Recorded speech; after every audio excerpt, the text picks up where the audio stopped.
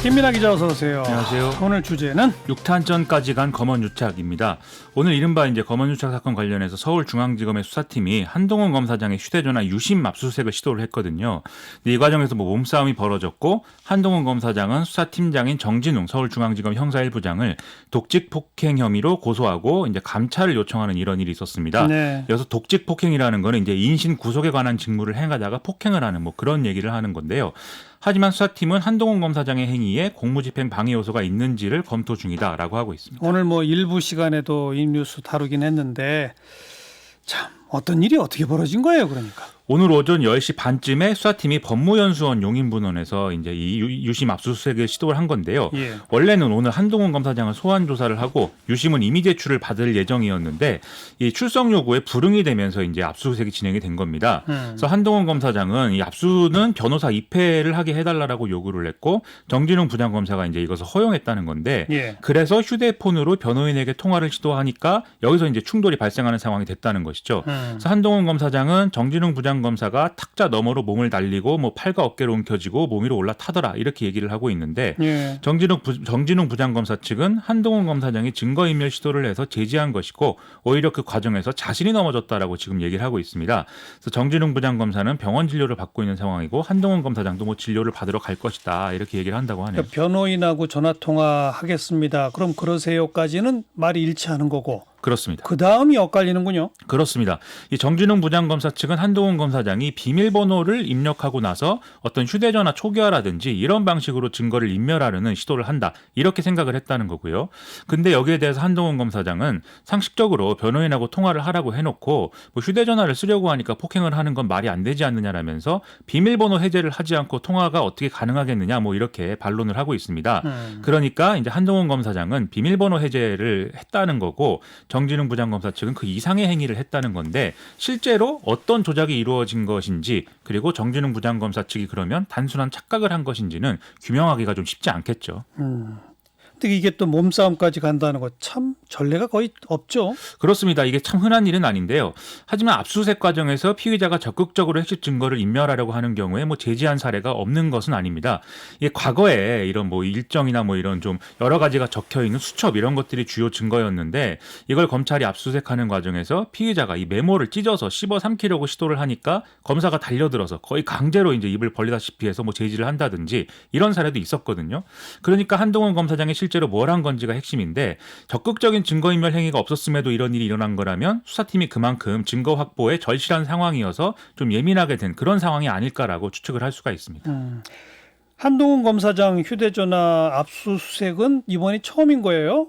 지난달 16일에 한동훈 검사장 휴대전화는 수사팀이 이미 확보를 했고 포렌식을 이제 착수를 했는데 유심은 이 당시에 이제 압수수색 대상이 아니었다고 합니다. 그래서 그동안의 보도를 보면은 한동훈 검사장이 이제 비밀번호를 제공하지 않아서 수사가 잘 안 된다 이런 얘기가 나오고 있었는데 이때 압수가 안 됐던 유심을 오늘 확보하려다가 이제 이렇게 충돌이 된 것이겠죠. 아니 그러니까 처음에 그 휴대전화 압수수색 영장을 청구해서 발부받았을 거 아니에요. 그렇습니다. 그때 근데 유심을 빼고 청구해서 발부받았단 말이에요?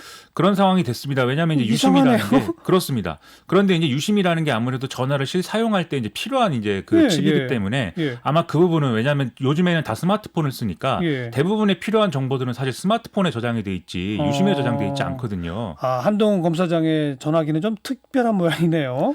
그 이제 스마트폰이기 때문에 데이터들이 이제 전화기 본체에 저장이 되고 유심에는 예를 들면 가입자 정보라든지 네네. 뭐 전화번호라든지 이런 것들이 저장이 되는 구조여서 그래서 처음에 이때는, 청구할 때는 유심이 별로 중요치 않았다. 그렇습니다.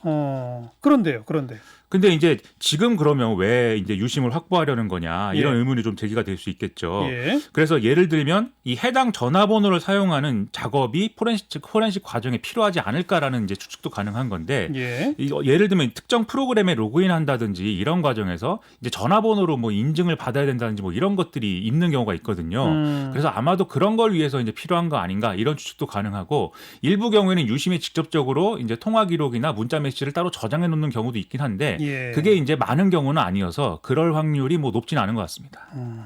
그래서 결국 이 몸싸움 끝에 유심 확보는 됐나요? 변호인 입회하에 오후 4시쯤에 압수수색이 완료됐다라고 하니까 유심은 이제 수사팀이 확보를 했다라고 볼 수가 있겠습니다. 그건 그렇고 얼마 전 수사심의위원회에서 그 채널A 기자는 괜찮은데 한동훈 검사장은 기소도 하지 말고 수사도 하지 말라 그랬잖아요. 그렇습니다. 근데 수사를 하네요. 그렇죠. 그래서 이 수사심의 권고 직후에 수사팀이 한동훈 검사장에 대해서는 1회 직접 조사도 완료가 안 됐고 휴대전화 포렌식도 착수가 안 된 상태라는 점에서 수사 중단은 못 받아들이겠다 이런 취재 입장 내놓은 바 있지 않습니까? 예. 그리고 이제 수사심의에 채널A 기자 등과의 뭐 대화 녹취록 이런 거를 제출한 걸 텐데 결과적으로 이것만으로는 불충분하다는 점이 확인이 된 거죠.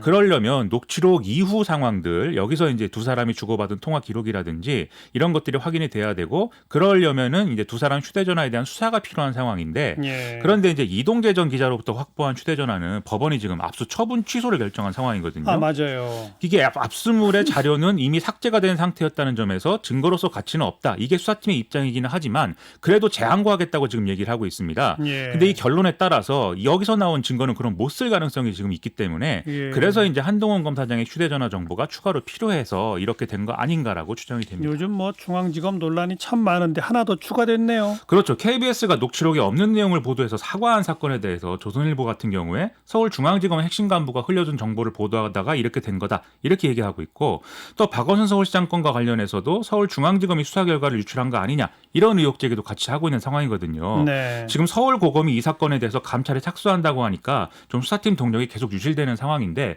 여기서 잠시 말씀드리고 싶은 게 사실 이게 한동훈 검사장이 소환에 응하고 유심을 이미 제출했으면 또 벌어지지 않았을 상황일 수도 있습니다. 그래서 저는 수사팀도 무리하고 있는 거지만 또 한동훈 검사장도 좀 빨리빨리 수사에 적극적으로 협조를 해서 죄가 없는 걸 증명하면 되는데 계속 왜 이렇게 되는 것인가 여러모로 안타깝고 좀 우려가 많이 됩니다. 네.